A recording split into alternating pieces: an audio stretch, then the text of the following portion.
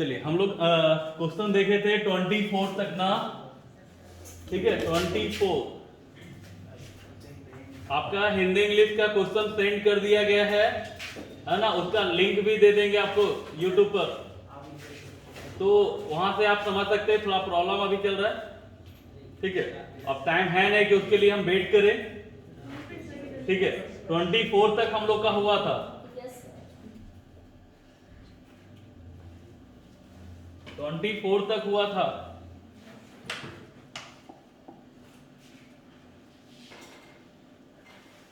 चलिए क्वेश्चन हम लोग का है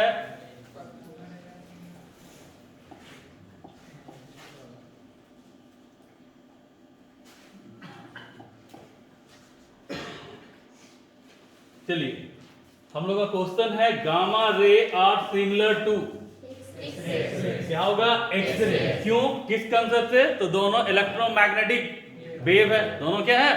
इलेक्ट्रोमैग्नेटिक वेव है। तो गामा क्या होगा? एक्सरे होगा। क्या होगा? एक्सरे। किस कंसेप्ट के आधार पर? कि gamma ray are similar to, similar है, एक जैसा है। तो बताओ यहाँ पे क्या होगा? तो यहाँ इलेक्ट्रोमैग्नेटिक वेव यानी कौन हो गया? एक्सरे। क्या हो गया? एक्सरे। क्लियर? दोनों का स्पीड जो होता है वो 3 × 10⁸ मीटर पर सेकेंड। 3 × 10⁸ मीटर पर सेकेंड। क्लियर? चलिए नेक्स्ट क्वेश्चन हमारा है विच ऑफ द फॉलोइंग है, विच ऑफ द फॉलोइंग है यूनिट वोल्ट पर मीटर, वोल्ट पर मीटर। क्लियर है? विच ऑफ द फॉलोइंग है यूनिट वोल्ट पर मीटर। तो वोल्ट पर मीटर यूनिट आपका, तो वोल्ट पर मीटर बताइए किसका होता है? तो V बराबर आप पढ़े हो, है ना? या सॉरी यहां से देखो तो हम लोग पढ़े E = V/D इलेक्ट्रोस्टैटिक, V/D। तो V क्या होता था? पोटेंशियल डिफरेंस, और D क्या होता था? डिस्टेंस। तो पोटेंशियल डिफरेंस का कितना? वोल्ट, और डिस्टेंस का कितना? मीटर। तो वोल्ट पर मीटर मीन्स ये किसका फॉर्मूला है? इलेक्ट्रिक फील्ड का। कहां है भाई? Electric field. क्लियर? चलो नेक्स्ट क्वेश्चन हमारा है ना। नेक्स्ट क्वेश्चन कितना है हम लोग का? 1 AMU is equal to, 1 AMU is equal to कितना हो जाएगा? 1.66 × 10⁻⁻27 है ना। 1.66 × 10⁻⁻27 कहां दिख रहा है? -27 एक ही जगह तो दिख ही रहा है आपका। क्या होगा? A। क्लियर है? ये प्योर डाटाबेस क्वेश्चन है। क्लियर? 1 AMU का मान कितना होता है? तो 1.66 × 10⁻⁻27। बढ़े आगे। चलिए next question, next question the relation between geometrical length, है ना, of a magnet and it's magnetic length. कुछ याद आ जाता है? क्या याद आता है? मॉडल पेपर 2020 क्या बताए थे इसमें? कि आपका जो मैग्नेटिक लेंथ होता है वो ज्योमेट्रिकल लेंथ से हमेशा छोटा होता है। क्या होता है? छोटा होता है। तो बताओ क्या होगा? Option A. क्या होगा? Option A. क्लियर है? चलो देखो यहां पर कुछ याद, देखो यहां पे, तो इसका आंसर क्या होगा? Option A. क्लियर है? ये भी था 2020 का मॉडल पेपर, ठीक है। और लगता है ये भी था, ठीक है। अब देखो क्या है? The wavelength of A particle, the wavelength of A particle of mass m moving with velocity v, है ना। तो याद कीजिए यहां आपको ऐसे दिया है, वहां पूछा था Planck, sorry de Broglie wavelength. वहां क्या था? हाँ यही चीज, लेकिन वहां क्या था? De Broglie. तो डी ब्रॉगली का फॉर्मूला बताए थे, लैम्डा बराबर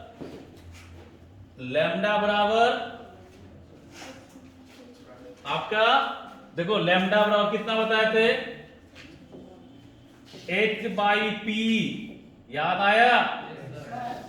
जहां H क्या होता है? Planck constant.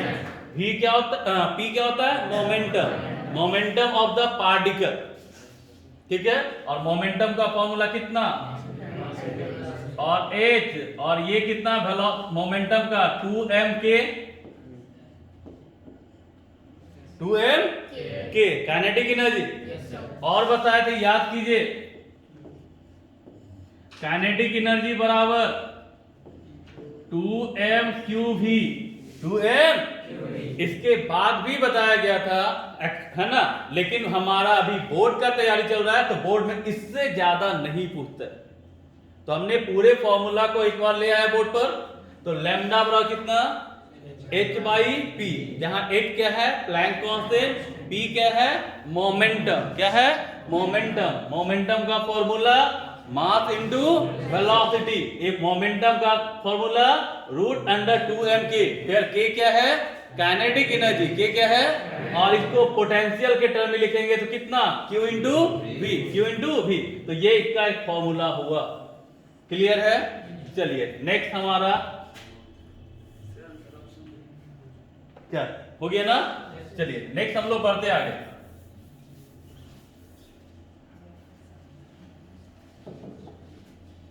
नेक्स्ट क्वेश्चन क्या है?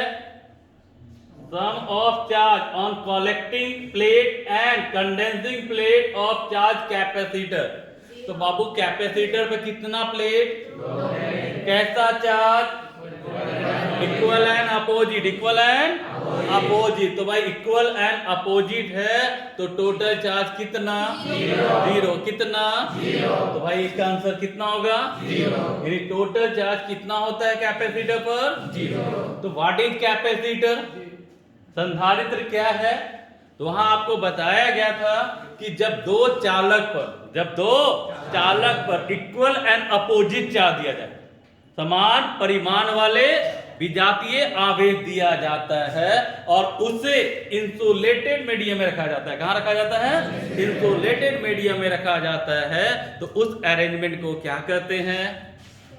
कैपेसिटर। क्या कहते हैं? कैपेसिटर, संधारित्र।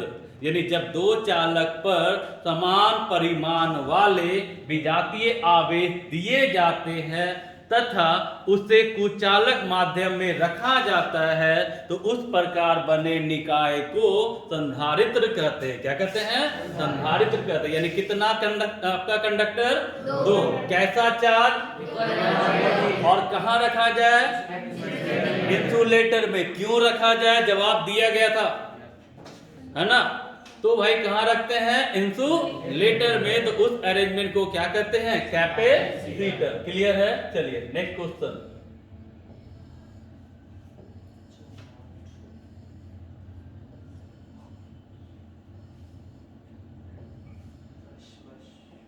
हो गया? तो देखो यहां पर क्या होगा, जो देखो यहां देखो कुछ हिंदी दिख रहा है।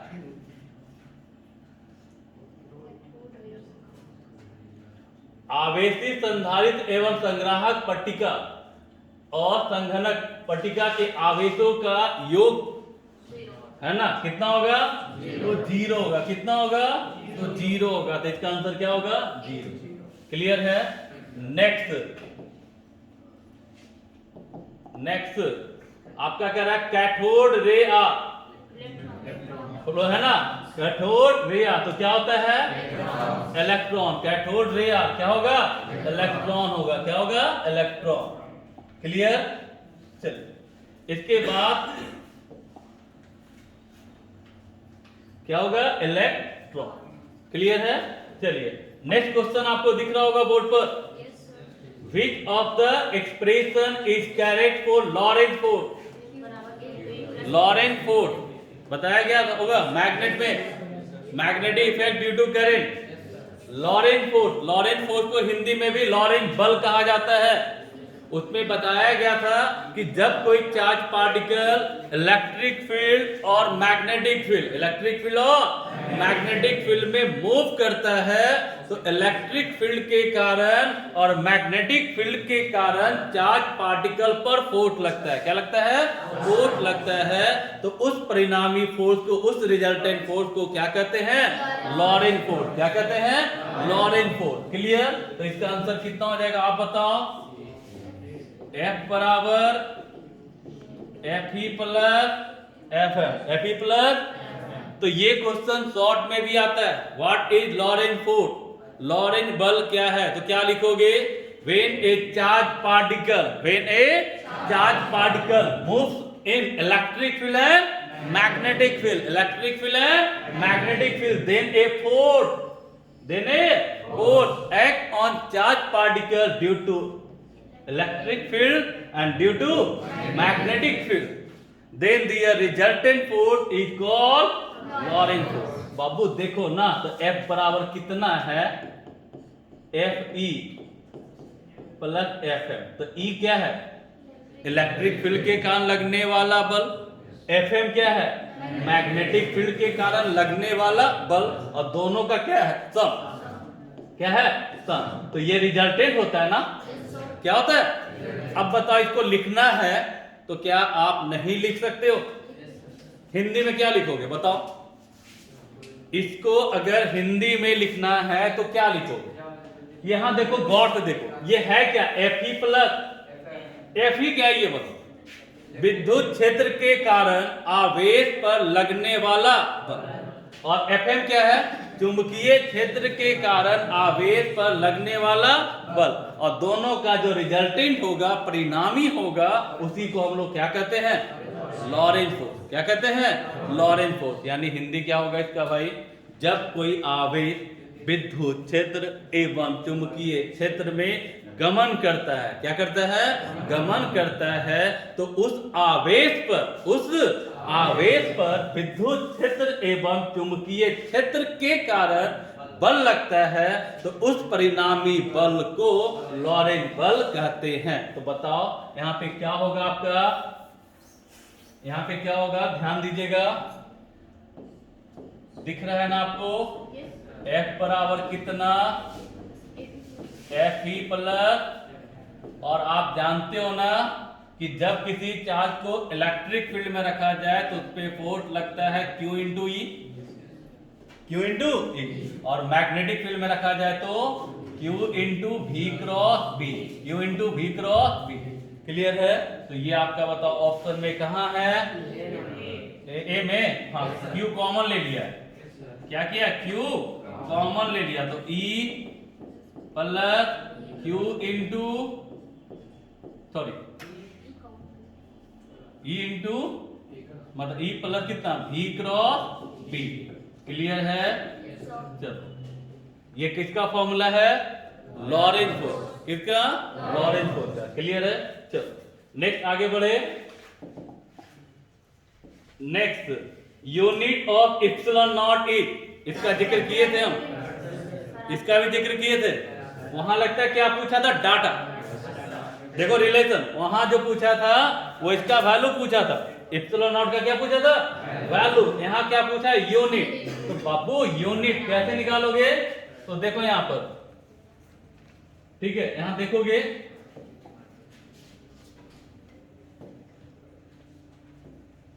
तो यहां यूनिट की बात की जाए तो देखो क्या करेंगे? Epsilon not. तो F बराबर आप कितना जानते हो? 1/4 pi epsilon nought Q1 Q2 by, तो इप्सिलॉन नॉट बराबर 1/4 पाई Q1 Q2 by F R पर, यही ना? तो ये बताओ इसका कोई यूनिट होगा? चार्ज का कितना? कूलम। चार्ज का कितना? कूलम। तो coulomb into coulomb, coulomb square. इसका न्यूटन और इसका मीटर स्क्वायर। और बाबू कूलम स्क्वायर न्यूटन मीटर को फैराड कहते हैं। क्या कहते हैं? फैराड। तो बताओ इसको क्या लिखोगे आप? इसको लिख सकते हो coulomb square newton metre into metre, yes या नो? लिखेंगे। और कूलम स्क्वायर न्यूटन मीटर को क्या कहेंगे? फैराड। क्या कहेंगे? फैराड। तो बताओ ये क्या हो जाएगा? फैराड पर मीटर, फैराड पर मीटर, फैराड पर मीटर, यानी आपका आंसर होगा फैराड मीटर इनवर्स। ऑप्शन क्या हो गया? बी। क्लियर है? किन्हीं को डाउट? चलिए next question. Next question 34। Clear दिख रहा है? Which of the following is not electromagnetic wave? क्या होगा? Sound wave. क्या होगा? Sound wave. तो इसका आंसर क्या होगा भाई? Sound wave. क्या होगा? Sound wave. क्लियर है? देखो यहां पे कहता है कि which of the following is not electromagnetic wave, कह रहा है इनमें से कौन विद्युत चुंबकीय तरंग नहीं है। तो ऑप्शन ए लाइट वेव, प्रकाश तरंग, एक्सरे, साउंड वेव और आपका है इंफ्रारेड। तो क्या होगा इसका आंसर? Sound wave. क्या होगा? Sound wave. क्लियर? चलो तो इसका आंसर हो जाएगा आपका साउंड वेव। बढ़े आगे? चलिए नेक्स्ट क्वेश्चन। ठीक है, नेक्स्ट क्वेश्चन देखिए यहां पे क्या होगा। कह रहा है on going from north pole to equator. कहां से कहां जा रहा है? नॉर्थ पोल से इक्वेटर। नॉर्थ पोल से equator the value of angle of dip, angle of dip. तो भाई पोल से जा रहा है इक्वेटर, तो पोल पे आपका एंगल ऑफ डिप था 90 डिग्री। याद कीजिए, बताए थे और बोले थे कि इसका क्वेश्चन ऑब्जेक्टिव में आता भी है। तो at pole angle of dip कितना? 90 डिग्री। और एट इक्वेटर कितना हो जाएगा आपका? एट इक्वेटर कितना हो जाएगा? तो 0। तो 90 से 0 हो रहा है, तो बढ़ रहा है या घट रहा है? क्या हो रहा है? घट रहा है। तो आपका आंसर क्या होगा? रिमेन्स कांस्टेंट, इंक्रीजेज या डिक्रीजेज? इसका आंसर हो जाएगा आपका क्या? तो डिक्रीजेज। क्या होगा? डिक्रीजेज। क्लियर है? क्लियर है? चलिए नेक्स्ट क्वेश्चन। यहां से हमारा फिर क्या है? Impedance of L R circuit is, impedance of L R circuit is. तो बताओ इंपीडेंस बताए थे? इंपीडेंस का मतलब क्या बताए थे? है ना? तो इंपीडेंस क्या था? तो रेजिस्टेंस। कहां? एसी सर्किट में। कहां? एसी सर्किट में। किसके द्वारा? इंडक्टर और कैपेसिटर के द्वारा। ठीक है, इंडक्टर और रेजिस्टेंस के द्वारा या तीनों के द्वारा। तो इंपीडेंस कौन से सर्किट में? L R. तो इसका फॉर्मूला था शायद ये, इसका फॉर्मूला था आपका directly under root R square plus L square omega square. हम बताए थे अंडर रूट आपका R square plus omega square L square. तो भाई वहां से ओमेगा पहले था, यहाँ आपको ओमेगा बाद। कोई दिक्कत? ऐसा तो नहीं है ना सर आप तो ओमेगा बाद में पहले बोले थे, वो बाद में लिखा है तो ठीक है। चलिए next. If delta is the angle of dip, if delta is the angle of dip at a place, यानी किसी जगह पर एंगल ऑफ डिप नमन कोण का मान कितना है? Delta. Then expression for delta E. तो याद कीजिए, इसको बताए थे हम आपको, इसको हम बताए थे tan डेल्टा। याद है? बीवी बाई बी है, बीवी बाई बी है। कहां है भाई? ऐसा क्वेश्चन आता है बिहार बोर्ड में, उसके बाद भी आपको डर है ना? क्या करें? चलिए नेक्स्ट क्वेश्चन हम लोग का क्या है? Nature of electromagnetic wave. ये क्लास में वीडियो इसका दिया गया था। किस नेचर का होता है? ट्रांसवर्स, अनुदैर्ध्य ना। तो ये किस नेचर का होता है? ट्रांसवर्स। अब ट्रांसवर्स किसे कहते हैं बताए थे, है ना? इसका देखिए जवाब। इसका जवाब देखिए, ये क्या है, नेचर ऑफ इलेक्ट्रोमैग्नेटिक वेव। तो ये होता है ट्रांसवर्स नेचर का। किस नेचर का? ट्रांसवर्स नेचर का। क्यों? तो भाई ट्रांसवर्स कहते किसे हैं? तो जिसमें direction of propagation of wave जो होता है ना, वो उसके परपेंडिकुलर होता है, उसका जो वाइब्रेशन होता है उसके परपेंडिकुलर होता है। समझ गए? तो ये हो गया आपका कौन सा नेचर? ट्रांसवर्स। ठीक है, तो ये ध्यान रखिएगा कि इलेक्ट्रोमैग्नेटिक वेव किस नेचर का है? तो ट्रांसवर्स नेचर का है। किस नेचर का है? ट्रांसवर्स, अनुदैर्घ्य।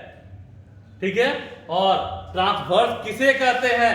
तो जिसमें वेव का जो प्रोपगेशन का जो डायरेक्शन होता है, जिस डायरेक्शन में वो प्रोपगेट करता है, संचरण होता है, उसमें जो उसका पार्टिकल का जो वाइब्रेशन होगा उसके परपेंडिकुलर, यानी मूवमेंट आपका देखा जाए तो इधर जा रहा है और पार्टिकल का ऑसिलेशन ऐसे होता है, तो उसको हम लोग कहते हैं ट्रांसवर्स। क्या कहते हैं? ट्रांसवर्स। इसका सबसे बढ़िया एग्जांपल क्या है कि एक रस्सी को कहीं बांध दो काटी में और उसको टाइटली खींच लो, और खींचने के बाद इस ढंग से झटका दो। इस ढंग से झटका दोगे तो आपका वेव इस तरीके से मूव करेगा, और वो जो वेव होता है ना, उसको हम लोग कहते हैं ट्रांसवर्स। क्या कहते हैं? ट्रांसवर्स। क्लियर है? चलो next. The refractive index of diamond is about 2. ये 10th का डाटा है। रिफ्रैक्टिव इंडेक्स ऑफ डायमंड, हीरे का अपवर्तनांक कितना होता है ना? तो इसका क्वेश्चन देखो, हिंदी सबका है बाबू, आपको भेजे है ना पीडीएफ में, और यूट्यूब पर भी आपको इसका लिंक शेयर कर देंगे ताकि किसी को दिक्कत ना हो। यहाँ एक्सप्लेन कर दे रहे, क्वेश्चन आपको हिंदी और इंग्लिश में मिलेगा। क्वेश्चन बैंक भी आप खरीदते हो तो या तो क्वेश्चन इंग्लिश में होता है या तो क्वेश्चन, है ना। और हमने बोला है नेक्स्ट ईयर तक आपका क्वेश्चन बैंक, आपका सॉल्यूशन आपको मिलेगा, वो भी हिंदी और इंग्लिश में। हिंदी और इंग्लिश में, वो भी आपका एक इजी लैंग्वेज के साथ। आप क्वेश्चन बैंक पढ़ते हो तो उसका क्वेश्चन जो आप याद करना चाहते हो तो याद नहीं होता है, क्योंकि लैंग्वेज कॉम्प्लिकेटेड होता है। दूसरी बात क्या होता है? गलत होता है ना। दूसरी बात क्या होता है? गलत होता है। उसी को बस थोड़ा इजी कर देना है और उसको करेक्ट कर देना है, हो गया आपका। यानी उससे कोई भी बच्चा पढ़ सकता है। देखो आप लोग तैयारी कर रहे हो तो आप ये चीज को फील कर रहे होगे आप कि प्रॉब्लम क्या होता है कि जितने भी बच्चे हैं वो प्योर हिंदी में नहीं पढ़ते, ठीक है, प्योर इंग्लिश में भी नहीं पढ़ते, वो हिंदी इंग्लिश में पढ़ते। तो उनको डायरेक्ट हिंदी में क्वेश्चन बैंक याद करना हो तो बहुत प्रॉब्लम आता है। क्या ये सही है या गलत है? बहुत प्रॉब्लम क्रिएट होता है। तो अगर ये आदत ही बन जाए, हम कोई भी पॉइंट को पढ़ रहे हैं, अगर दोनों लैंग्वेज में अगर मेरे पास आते जाए, उसको प्रैक्टिस कंटिन्यू हिंदी इंग्लिश में हो, तो हमें फिर प्रॉब्लम नहीं आएगा। ठीक है, चलिए। नहीं तो क्वेश्चन बैंक आप याद करते होगे तो कितना चीज का तो आपको मतलब ही नहीं समझ में आता होगा हिंदी देखते होगे कि क्या कह रहा है, क्या लिखा हुआ है। ठीक है, ये प्रॉब्लम आता है। लिस्ट स्टेबल न्यूक्लियस इज, क्या होगा? ऑक्सीजन। क्या होगा? ऑक्सीजन। क्लियर है? तो यहाँ लिस्ट स्टेबल कौन होगा? ऑक्सीजन, क्योंकि यहाँ पे ये क्या है? गैस। चलिए नेक्स्ट क्वेश्चन है, विच quantity decreases in step down transformer. इसका देखो हिंदी दिख रहा है, यानी इसका मन है तो हिंदी दिखाएगा, नहीं मन है तो नहीं दिखाएगा। क्या करो, भाव बढ़ा हुआ। Which quantity decreases in step down transformer, अपचाई ट्रांसफॉर्मर में। बताओ, अब ये बताओ, अपचाई पता है? एक चीज बताओ ईमानदारी से, अगर आपको कह दे अपचाई ट्रांसफॉर्मर, बॉस मारेगा?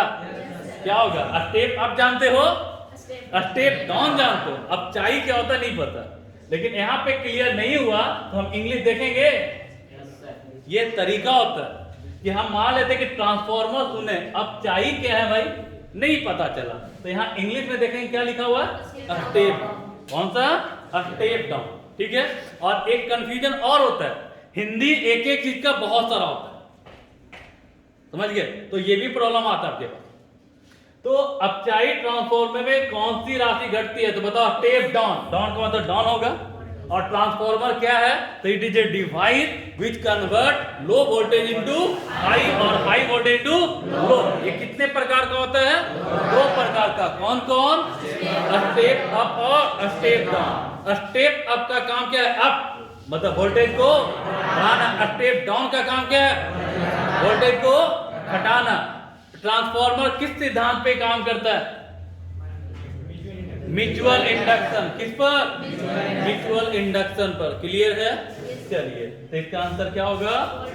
वोल्टेज। क्या होगा? वोल्टेज। बढ़े आगे। चलिए, नेक्स्ट हमारा है last.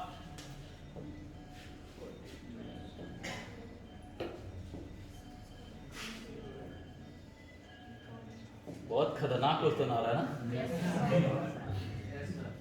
The lens which is used to remove short-sightedness, निकट दृष्टि दोष को हटाने के लिए कौन सा लेंस का उपयोग किया जाता है?